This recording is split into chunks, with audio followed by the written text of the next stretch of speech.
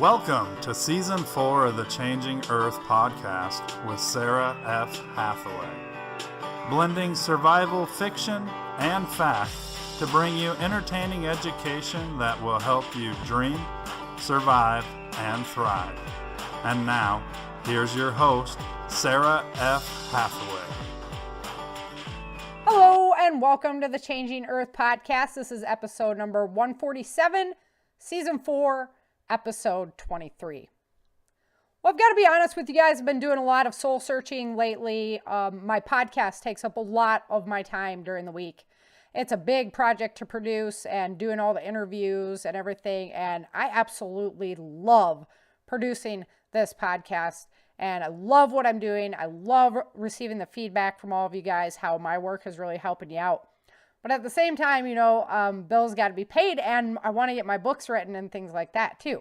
So I'm working on a lot of really cool projects. I have another survival program in the works, and I really see a need for this program. And that's all I'm going to really say about it right now, but that's coming down the pipeline. I've got book 5 coming out to the Changing Earth series, and I'm also working on book basically 2, which will be in between Day After Disaster and Without Land. It's the Lost Vegas years, and I added 5 bonus chapters of that book to the second edition of Day After Disaster.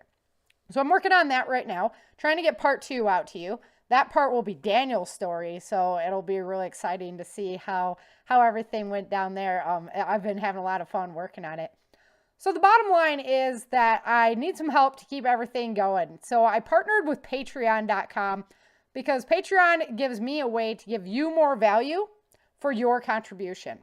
So you'll get access to my archives. I have pre-release information, copies of my books, all kinds of really cool bonuses over there, all the way up to you can create a character and submit it to me and I'll put it in one of the books. So a lot of fun. The contributions range anywhere from $3 to, upwards of $100, which would be tickled silly, but, $3 is not a big deal to help me keep the lights on and the fires burning. So I'm asking for your help with that project. Go on over to patreon.com/Changing Earth. So it's Patreon, patreon.com/Changing Earth. And you'll find my profile and you can see all the cool goodies and everything. And let me know if you have another bonus, another way I can add value to it. And I'll definitely take that into consideration as one of the bonuses there. So excited about that. Hopefully it all works out, because I want to keep the show going. I'm really loving what I'm doing and really love hearing all the feedback from you guys on how everything, all this information has changed your life. So it really is very, very rewarding. Last week in Battle for the South, we were with Vince and Erica as they helped take down the Southern Wall. So that was a fun, action-packed chapter. I definitely love writing those chapters and reading them, being a part of them. This week, we're going to catch up with Master Sergeant Bennett, and he arrived in Reno, and they're assessing the new command structure of the mercenary army after the federal forces attack. So their command structure got kind of rocked when the federal forces took over the north. So they're assessing, who's in control and what's going on. So that's where we're going to catch up with Master Sergeant Bennett. Here with us today to explain why this chain of command is so important is Brian Duff. And he's the host of Mind for Survival. Haven't had him on the show before, first time guest, so I'm very excited to have him here. Definitely love getting the information from Brian. And if you haven't checked out Brian Duff yet, head on over to mindforsurvival.com and check him out because he's doing some great work too over there. Before we get into the Battle for the South adventure, let's go ahead and get a word from our sponsor. Trapped in your own car, how are you going to get out alive? The only way out: break the glass. This credit card-sized device shatters the glass with the snap of your finger. Owl uses a carbide tip and the resonant frequency of the glass itself. Your strength is irrelevant. Owl has a recessed razor blade that slices through jammed seatbelts instantly and comes with a holder that adheres to your visor. OwlOpen.com. Proudly made in the USA. Order now while supplies last.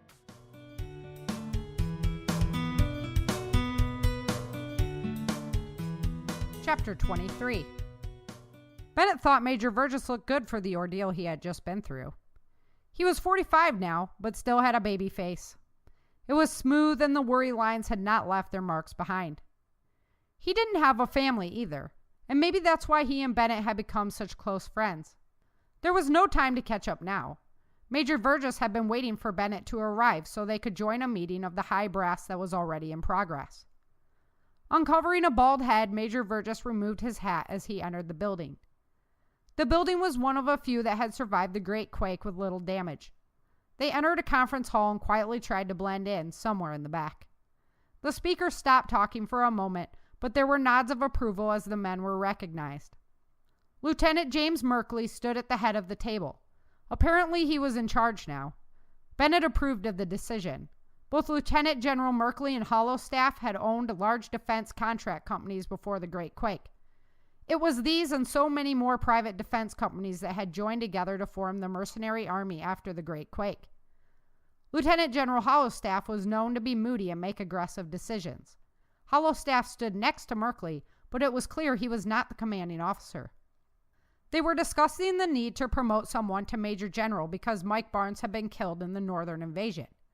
Colonel Chan Lee was the obvious choice because he had owned a large Homeland Security training company before the quake and currently oversaw the mercenary training procedures. Colonel Chuck Stone was under federal arrest in Dallas, but would soon be freed as the militia moved to take Dallas back. The final option was Colonel Emma Payne. She had an exemplary career with the Marines before retiring and joining a defense company. She was a security specialist and enjoyed being a liaison between the high brass and the lieutenant colonels. With the promotion of Chan Lee, they would have to promote someone to colonel. Lieutenant Colonel Lawrence Diaz was sitting in a federal prison with General McClintock. There was a suggestion of going in to free them, but they were in the heart of the capital. The mercenaries would have to cut supplies and slowly choke it out, and it was doubtful the imprisoned officers would last that long. That left Lieutenant Colonel Andre Ward and Jordan Meyer up for the promotion.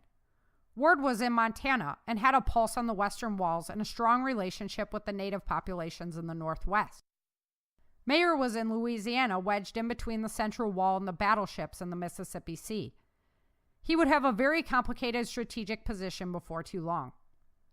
Bennett's eyes began to droop as he listened to the debate roll on over what the command structure would be. In the end, they decided to promote Ward. Now there were 2 open positions for lieutenant colonel that needed to be filled. Many members of the militia leadership had been killed or arrested, so Major Burgess was promoted to lieutenant colonel and Master Sergeant Bennett was promoted to first sergeant. Bennett perked up as he listened to the plans for a counterstrike. The strategy would be to take out the federal forces in the west and push the feds back to the other side of the Ogallala Lake. The militia were already taking back the south. They would unite those soldiers to start blockading the federal army. The refugees stuck in the Badlands would proceed behind the bulk of the army to hold the line and be out of harm's way when the flood came in. Then they would press north and squeeze the central region from both sides. The first target would be sweeping the remaining feds out of the Badlands, so they did not have to worry about being attacked from behind. There were still some big bases left throughout what was once Nevada, and one sat right outside of Las Vegas. The estimation was it would take about a month to be able to take back Las Vegas and free the refugees, given the amount of men the federal forces still had in place.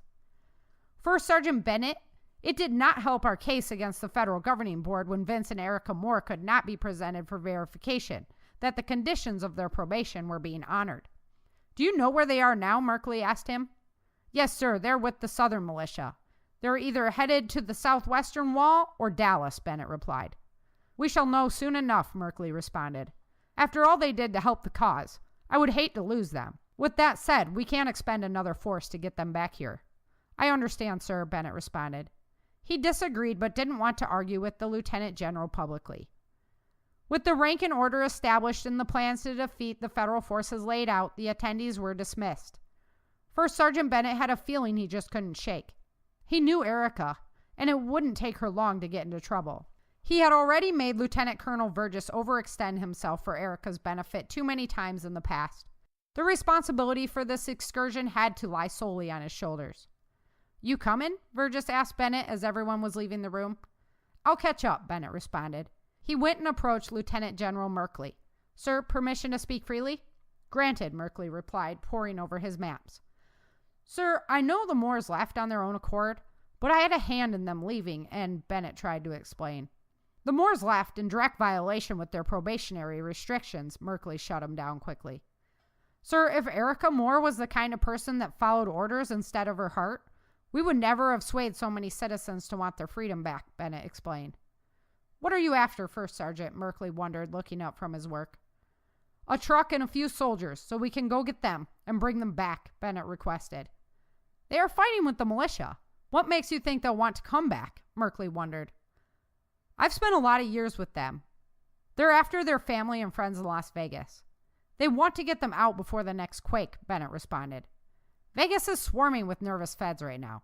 If they go in there, we've lost them. I can find them, sir. If I could have done a little investigating after getting out of Dallas, I would have them now. Merkley thought on his words for a moment. The couple had a huge influence in getting Constitutionalist Party members into office before the takeover. All right, First Sergeant, your request is granted. Take a truck loaded with fuel and 3 soldiers. I'll tell Lieutenant Colonel Burgess that I authorized this excursion personally. Bennett charged out of the office. He was a man on a mission. The feeling he couldn't shake was still rattling around in his mind. Get what you wanted? Burgess asked. Yes, sir, Bennett responded. Seriously, Patrick, you could just let them go now. They made a choice. They're on their own, Burgess urged him. I can't shake this feeling, Cole. This feeling that they're going to be in over their heads. They need me. Erica needs me, Bennett articulated. Well, you do what you gotta do, bud, Burgess responded, shaking his head. But you need rest before you go and some chow. You ready to eat? Burgess asked. Hell yes. And I can't wait for a hot shower, Bennett laughed.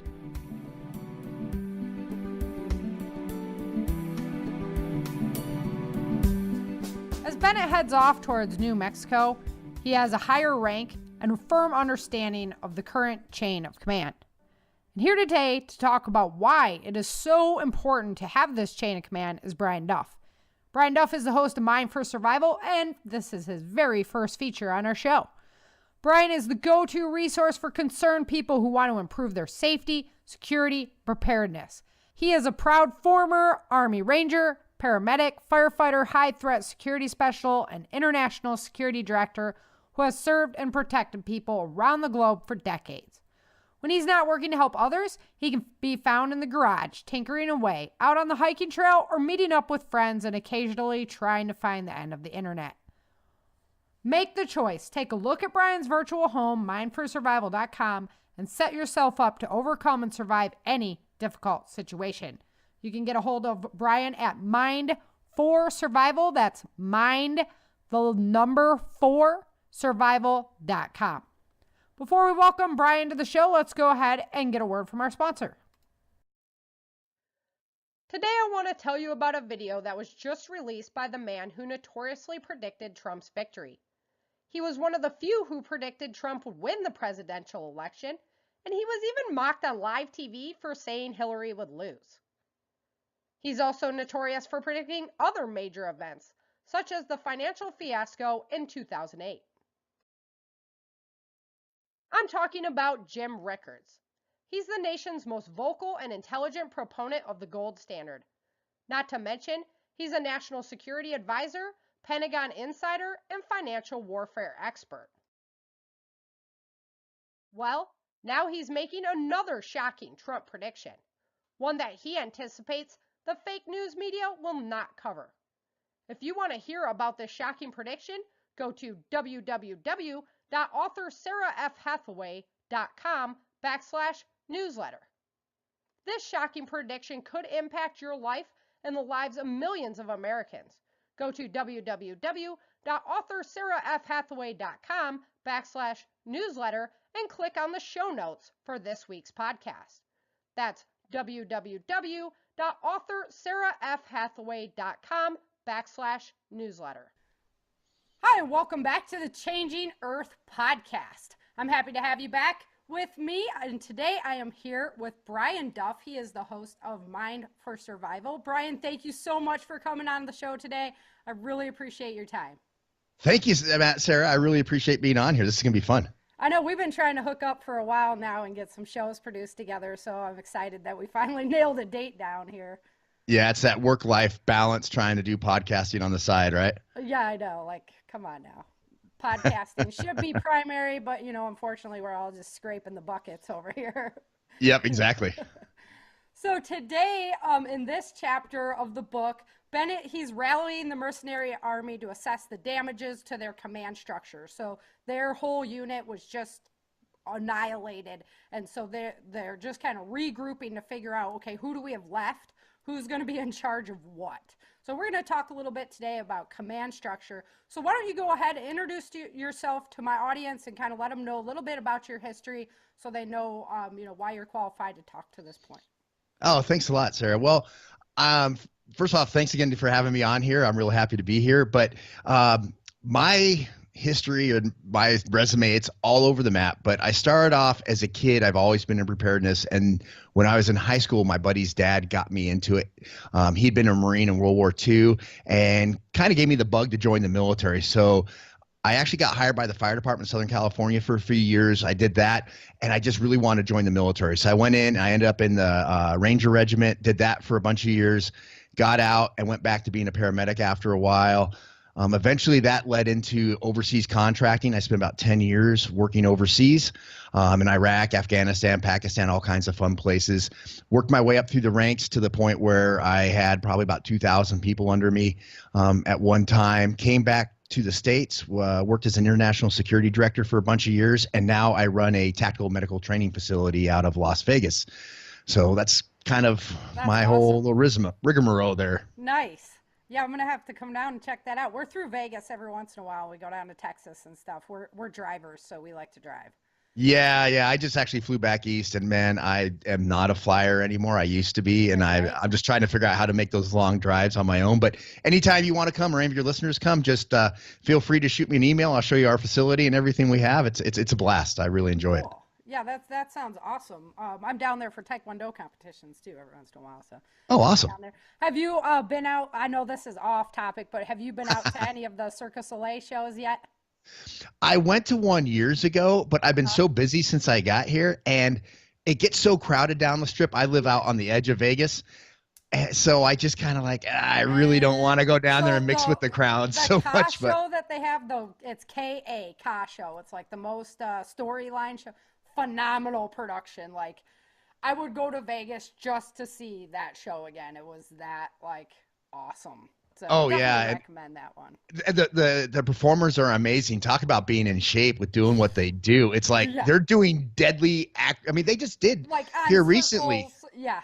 One guy that passed. Yeah, one guy died because it's what they do is literally super dangerous. They make it look easy, but yeah, it's amazing. It is. It's cool, and the stage production is just awesome. I mean, it's incredible to see that amount of engineering all going into one spot to produce this show. It's just really, really phenomenal. Right. All right, well, let's get back into chain of command. So the command structure is going to be really, really important. It is really important. We just don't realize it, that we all actually work every day under a command structure. We might not want to think about it that way, and a lot of companies have tried to flatline it. But basically, we're all working under a chain of command. So why is it so critical to have this chain of command? Well, the chain of command just doesn't apply to the military and corporate life. I mean, it applies to us at home, right? I mean, you think about it, you and your husband and your kids, there's a chain of command that we work with every day. So everybody, like you said, we grow up and we live and work in a chain of command our entire lives. But a chain of command provides order, unified direction, and a strategic vision for groups and organizations. It empowers decision makers with the authority and responsibility for making decisions, so a group organization can stay on track and it doesn't disintegrate into chaos, because without a chain of command structure, we already know everybody in this world has an opinion. And as we can see from the way we are in politics around the country and everything, often our opinions are greatly different in how we approach things and how we think things should happen. So if you have that in a small unit, especially a preparedness type of group or what have you, then you open up the door for a lot of problems without a recognized command structure. So it's just really important to make sure that you increase your chances of survival and effectiveness as much as possible by an organized chain of command structure. Yeah, I couldn't agree with that more. It's just really important. When you get together a group, it's kind of interesting because everybody has a common goal, but then it's like, well, who's going to lead? Who wants to lead? Right. Who, and then maybe you have two people that are, come to the forefront. So I kind of think of it sometimes like a rotating who's the best for this situation to be leading this situation. But when it comes down to it, you have to basically have that person who is organizing the mass chaos. Exactly. And I think that goes into, you hear it a lot, like when they speak about presidencies or really senior leaders. The leader is not the person who executes the thing. The leader is the person who can organize those people, who can orchestrate the execution, what happens. I have a lot of people that report to me in my job that I do, and they are all really good at what they do. I couldn't necessarily do each of their tasks as anywhere close to as well as they can. But what I'm good at doing is organizing the kind of chaos to make it work and get people to be as effective and make things really happen. And if you're a good leader, the people that you lead will really appreciate the fact that you sort it out and get things on the right track all the time. Right, without them having to think about it. That's one of the things I always right. Like. Don't make me think, just make me do. Yeah, and it frees them. If I'm going to have to think, then I'm going to be the leader. Right, exactly. and by being that leader, it frees them up to do what they're really good at. And in turn, that brings up the level of the group and the organization. So that way you are really nailing it going forward. Well, that brings us right into our next question on why it is so important to have clearly defined roles. So let's go into that a little bit. Like why, okay, so you have your group that just comes together and nobody ever puts this down on stone on who's going to be doing what. So why is it important to do that? Well, it goes back in, I guess it's not politically correct to say anymore, but it goes back in the old saying of there's too many chiefs and not enough Indians, or, there's too many cooks in the kitchen, that kind of deal. Is if you don't have clearly defined roles, then people are going to try to fill that vacuum and that void that happens from that lack of leadership. And that's when you run into personality conflicts and you run into decision-making conflicts because, again, everybody has their own opinion of how it should be. So, you run into the chances of increased debate, arguments, lack of cohesion. So in turn, that leads to the possibility of disjointed actions and reactions. And while this is always a problem, it becomes a really big issue during emergencies and SHTF scenarios and all that, because especially during those times, one, time is against you. You need to make actions and take things so that way you're ahead of the emergency curve or whatever you have going on, and so that you can react. An earthquake happening is not the time to sort out, well, what are we going to do about this? Who's and to in have, charge? take a vote on who's going to be the boss. Doing medical. Yeah. Right, exactly. So this way you get in there, you come up with a leader ahead of time, hopefully. And a lot of times the natural leaders will rise to the top. And like with myself, I don't necessarily like being a leader. I don't like people referring to me as, hey, he's the boss. It's just something that I'm good at organizing people. And I look at everybody as having an equal part to play. You mentioned, like, who's doing medical? Well, you may have someone really good at medical, but they need some guidance from somebody who's really good at being a leader. And really, everybody should be kind of the same within the organization.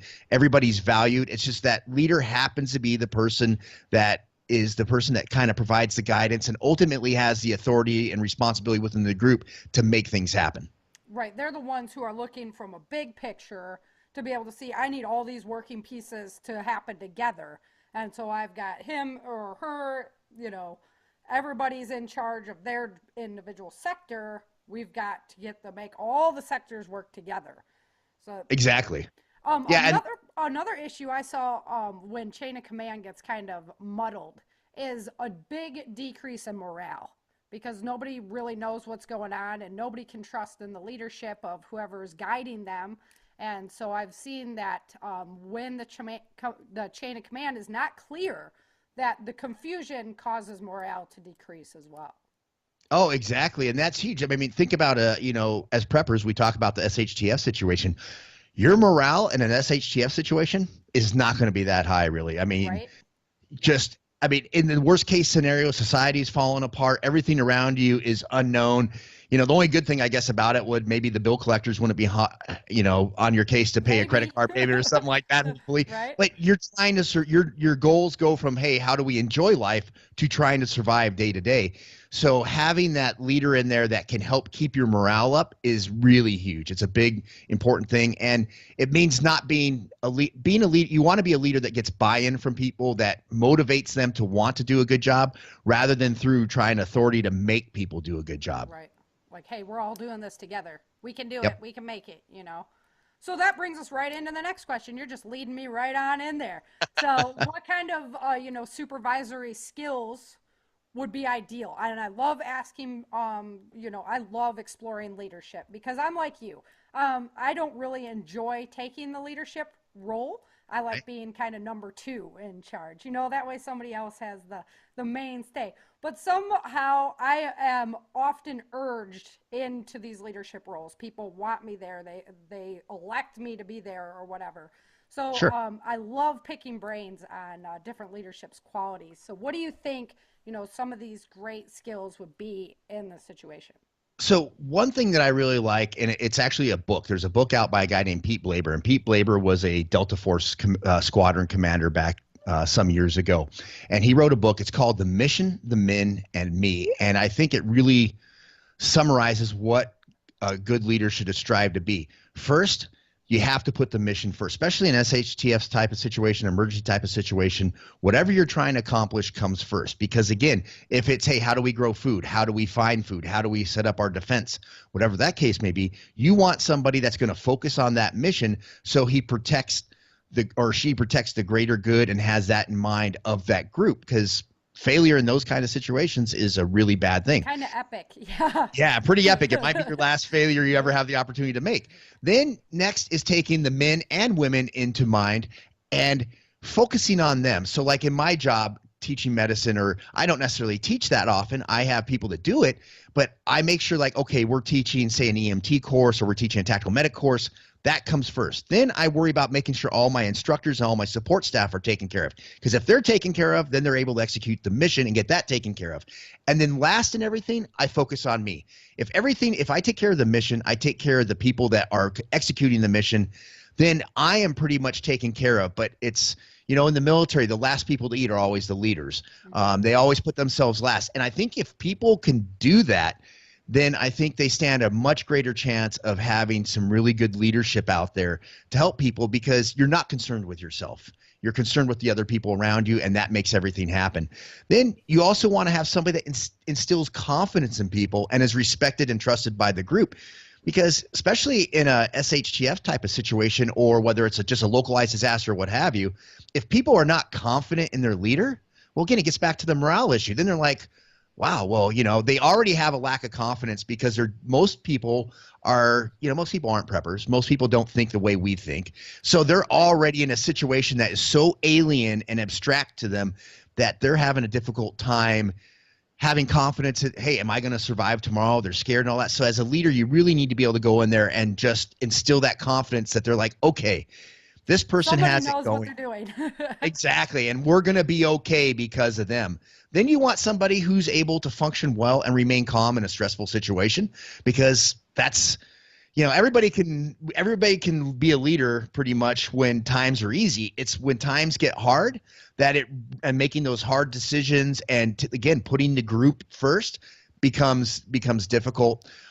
You also want someone who can make it accurate and quick decisions on the fly, because again, if the super volcano is going up, or the EMP hit, or an earthquake hit, the earthquake and Mother Nature or the bad guys are not going to wait upon you to figure out and make a good decision. You have to be able to come up with a good decision. One way to do that is what in the military, when I was in special operations, what we used to call is the rule of threes, basically. Kind of not really the prepper rule of threes, but it's more, or the survival rule of threes, but it was come up with 3 courses of action and go with what you think is best. Because what happens a lot of times is people will start debating the courses of action, and they'll start thinking, what else can I do?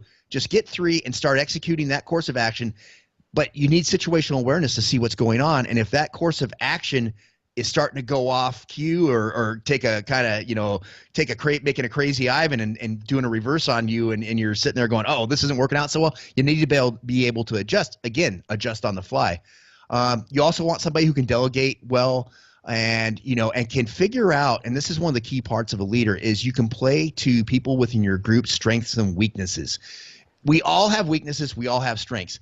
If you assign a role to somebody and that's not one of their strengths, you're hurting the group. You're hurting that person because they're going to hurt their self-confidence, and the group may start turning against them like, you did something bad. So identifying what people are good at and what they're not good at, and then playing one another but with each other to help support one another and maximize the effectiveness of the group is really important.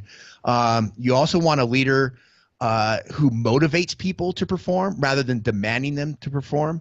I mean, we could talk about what we want in the U.S., but look at around the world. I mean, I just saw a thing that down in Cuba, Miguel Castro or whatever is taking over, and he's a dictator. We've seen how that works in Russia. One guy was in the electorate, like this is our guy. Yeah, here you go. Vote for who you want, but this is your one vote. This is who you can vote for. Yeah, that's fair. And they're not. I mean, they might be happy in their day-to-day lives because that's all they know, but in reality, they don't have the opportunity that we have here and people have in a free world. So don't be a dictator. You want to engage your people and one of the things I find is leaders that are not necessarily good leaders often don't want to hear ideas from people, or they discount people's ideas. I mean, in my work, from the newest person all the way up, if I have an issue going on, I pose it out there. Hey guys, here's what do you guys think is a good way to handle this? And it doesn't matter who it is. If it's a good idea, I recognize them for that. I don't take credit for it. And as a leader, I hardly ever even if I'm the person that does something, I still give praise to other people for them executing it. And then a leader who doesn't mind getting his or her hands dirty and actually getting in there. If you're digging a hole, be the person that's going to jump in the hole and dig it. Help the people dig it, because then they're like, wow, this person's just not sitting back having their mint julep watching me sweat in the sun. And that helps with morale and all that. So those are kind of my ideas on what really the qualities of a good leader. I like that. You made a lot of really, really great points. I could have talked to a bunch of them. But going into the collaboration one, I had a question on that, Sure. Does that show a weakness as a leader? So is that why a lot of leaders don't want to ask for collaboration, because they believe it makes themselves look weak in the eyes of the people that they're leading? See, that might be why some people think that, but I think as a leader, if you collaborate and you reach into ideas from other people, you actually show strength, because you're showing that you value what the people who are under you, their opinions, what they have to say and all that. Now, obviously, there are times as a leader when you're like, hey, this is the decision, just do it, because you don't have time to ask for opinions or whatever. But for the most part, if you actually listen to your people, when people come to me, when the people that work for me come to me with a problem, my first question is, what do you think we should do? What options do you have? And that kind of gets back to, if you're not the leader, or like you were talking about being second in charge, a good way to go about engaging your leadership is what they call the trash can theory of management. You come up with 2 or 3 decision points that you say, okay, we want to, build a wall. Well, here's the 3 different ways we can build this wall that I like I'm good with all these decisions. Then you go to the leader and say, which one of these do you think is the best way? So the leader is actually making the decision, but it's a decision based upon what you can live with. And so it kind of works out well. But collaboration is always a good thing. And if a leader has a problem with it, I think they need to really check their pride, or evaluate. Yeah, they have to self-evaluate, because by being willing to listen to the people within the group, you are maximizing the efforts of the group, because you're going to find those ideas that you didn't necessarily think of, but that which will get the group to level up past where you could do it otherwise. And it makes sense too, because as the leader, as we talked about, you're the big organizer, so you're in charge of all the working parts. But that person who's in charge of that one little section, they might have a lot better ideas on how to fix that section. Maybe exactly. not the whole thing, but that section. So their advice is very valuable. Plus, I'm a learner, so I like I like to pick everybody's brains and tell me. Yeah, and it goes back to a question. So I started with the fire department in 1989. And it goes back to a question they would always ask on interview panels with firefighters. And the question was, it's your first day on the job, you're in the fire engine, and you pull up to this house fire. It's just ripping. The whole house is going up. And your captain tells you, hey, grab the hose, go in there and put out the fire. And your response, and they ask you, what's your response to the captain about that? Because when you pulled up, you think the building's going to fall in. So the textbook answer really is, and I agree with this, is you let the captain know, go, hey, I don't know, it's safe to go in. Did you see X, Y, and Z? Well, their response always is the captain tells you, just go in and do this. So now they ask you, what are you going to do? If you go in there, you think you're going to die. Well, the captain's older, more experienced, and he may not have the time, or she may not have the time, or may have seen something that's going on that you don't recognize. So what do? That's at that point again where the leader leads, you go in and do what you have to do. Right. And you have to trust in their judgment to know that it's safe to be there. Fair enough. Sure. So how important are ethics in this chain of command? And especially, in a survival situation, your ethics are going to be on the line every day. We believe don't steal. Don't go into other people's houses and take their stuff. You're not going to kill anybody else. Right. That's all in my ethical beliefs. Now, that is all going to be put to the test. So I'd like to just explore what's your thoughts on that? I think ethics are extremely important. As preppers, we always prepare to be ready and to have a stockpile of food. So, people talk about the gray man because you don't want people coming and stealing our stuff. Well, if you don't want people stealing your stuff, why would you do it to somebody else? Anyone can be a leader, but as we said, before, it's the true test of a leader is when times are difficult and decisions are difficult. And if you compromise your ethics, then one, people are going to start wondering about you. If you go out there and well, let's go steal these people's food because we need to feed ourselves. Now you just open the door for all kinds of problems. And my dad always told me when you get up in the morning, the first person you look at in the morning is yourself in the mirror, and you have to be okay with who you are. I personally, and there was a in one of the Facebook groups a while back, someone put a question up and they said, all right, so one of your key members of your group, and it's a group of really good friends, is having a bunch of issues and they're causing problems within the group. What do you do? And everybody's like, oh, I take them out and I put a bullet in them, and yeah, it's like, well, first of all, this person's a good friend of yours. Well, I don't ever want you as a friend if that's your decision making. Right. In a post SHTF situation, everybody is going to be stressed out, and everybody shows stress in a different way. I read a book, and it was on the Battle of Bastogne during World War II, and it was from a medic's point of view, and he talked about it, and he says, hey, the front line was, okay, you're the front guy between you and the Germans. He goes, getting a person 100 yards out of those foxholes and putting them back 100 yards just so they weren't the first person against them would do wonders for a person's morale. So as a leader, looking at what's making each of those individuals tick and figuring out what their problem is, because in a post-SHTF situation, everybody's going to have a problem at some point in time. And if your decision is to put a bullet in the first person, well, everybody else is going to be like, why did you do that? And then they're all going to start wondering, when are you going to put a bullet in me? And the trick is to have more people to split up the security, life-saving duties, to make growing food or getting food. And if you keep shooting everybody who's having a bad day or is really acting up, you might have to grab that person and, I don't know, tie them up for a while or get their weapons away for them. Right. I had friends in Iraq where I was like, you know what, dude, you need to go home and get a break. You just need a break for a while. And we'd send them out of country because just the stress of day-to-day having people try to kill you or whatever is builds. So so I think ethics are hugely important. And if you see somebody that is not ethical, I would really question putting them in a position of responsibility. Yeah. So at the beginning, that's why establishing the chain of command is so important ahead of time, because then you could have different things written in for if somebody freaks out, this is what we're going to do. Sure. Have the course of action ahead of time. That avoids the whole ethical decision. The story that I found interesting, the Donner Party that crossed the Sierras, right, when they made it across the desert finally, which was hellacious trip in itself, before they even hit the mountains, Mr. Donner got in an argument with one of the other guys that was there and actually killed him. And because of this altercation they were in, they were friends. Everybody was, helping each other across. And he ended up killing this guy. Well, they didn't know what to do about it. So they sent Donner out of the party. So his family actually came up into the mountains and everything on their own. She was one of the only ones that kept her kids and stuff alive. And he came back. He's the one who came back to find them. So, right, weird twist of fate. But, it just shows you how easy it is when you're in those stressful situations. You just get in a fight, boom, now I killed him. now everybody's looking at me like I'm the ethical bad guy, but stuff happens, Yeah.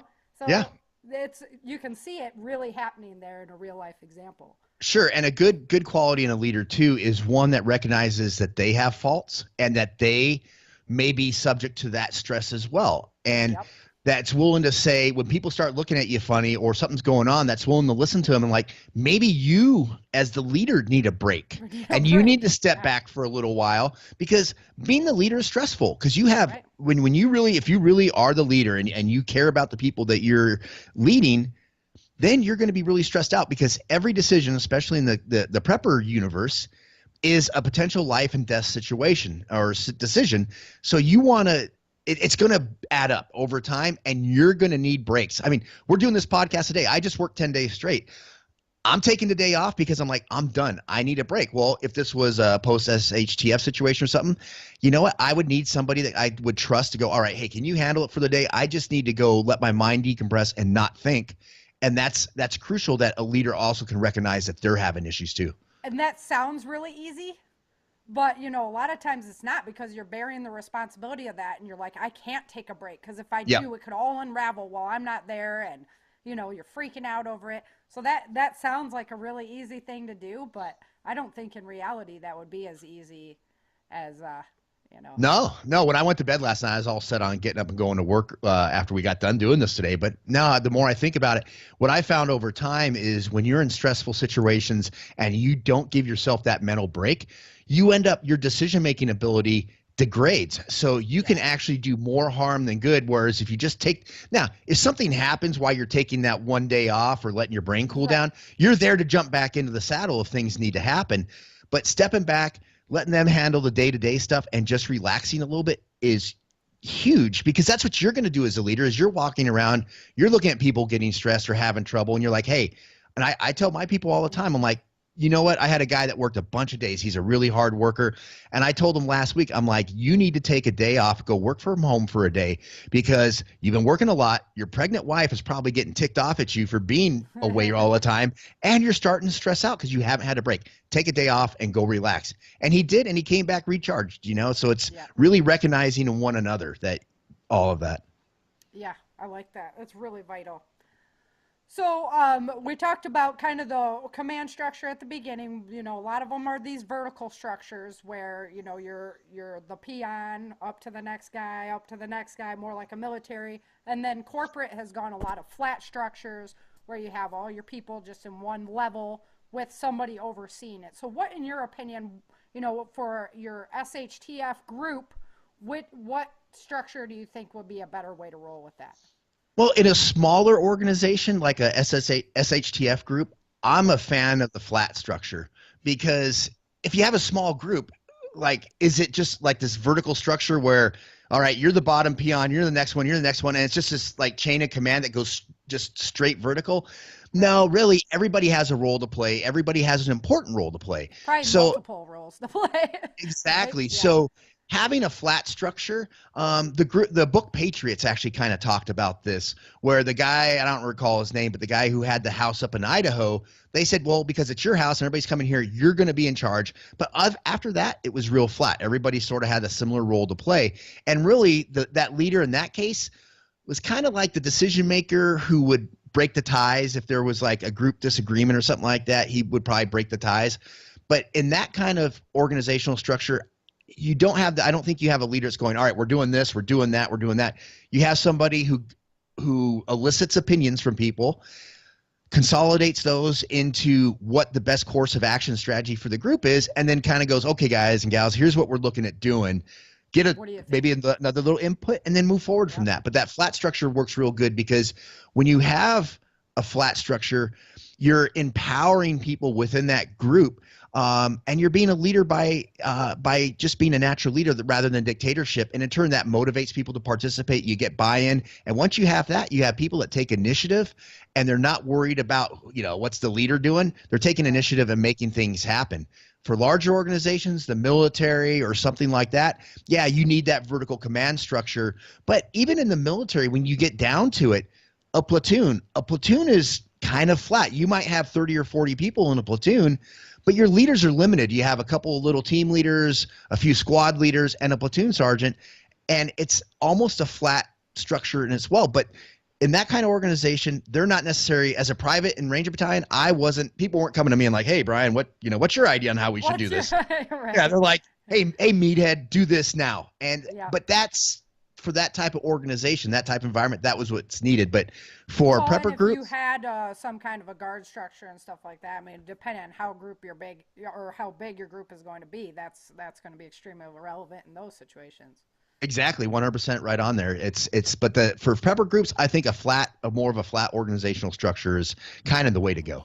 Yeah, I would agree with that. So, all right, well, that kind of gets us through all of our command structure. Like I say, I get jazzed on the leadership questions and stuff because it's just an area I really like to explore. So It's fun. why don't you let everybody know where to find you at, and we'll go ahead and wrap it up. Great. So yeah, if anybody wants to check out my website, it's mineforsurvival.com. You can go on there. I have all my podcast episodes and all that on there, blog posts. And I'm also over with Dale Goodwin and the guys over at thepreparednessexperience.com. And I just love it. Feel free to reach out to me. I love prepping. I love preppers. It's like one of the greatest groups of people I've ever been associated with. So I agree with that. The Self-Reliance Expo was awesome. That was like, get to meet so many people. And usually when I'm out at a booth, I have a fair amount of people who are like, oh, you know, I don't even want to look at that. I'm an ostrich. I'm putting my head in the sand, you know. And so there, I had very few people that did that. Everybody wanted to talk to you about everything. And yeah, very exciting place to be. So, but I was going to mention that you are Dale's buddy. So we're all family here. So definitely got to go and check out the preparedness experience as well. Yeah, definitely. Thank you. All right. Thanks for coming, Brian. I appreciate it. Thank you, Sarah. I appreciate it too. Thanks so much, Brian, for coming on. I definitely agree with your ideas on the chain of command and establishing this kind of chain of command and honoring it, especially when times get tough, because you already have to have this chain of command, the structure set up within your group to avoid the mayhem that's definitely going to come with any kind of natural disaster or a long-term survival situation. So go ahead, head on over, check out Brian at www.mineforsurvival.com. And also head on over to Patreon, check out my new programs that I have going on. I encourage you to become a contributor, keep all this great survival fact and fiction flowing, because I'm having a great time doing it. I love educating you, filling your minds up with awesome material. So until next time, remember, dream, survive, thrive. Thank you for joining Sara for this episode of the Changing Earth podcast. Don't forget to pick up your copy of Day After Disaster, Without Land, The Walls of Freedom, and Battle for the South at www.author.sarafhathaway.com. If you love Sara's books and this podcast, please head over to Amazon or iTunes and let everyone know by leaving a review.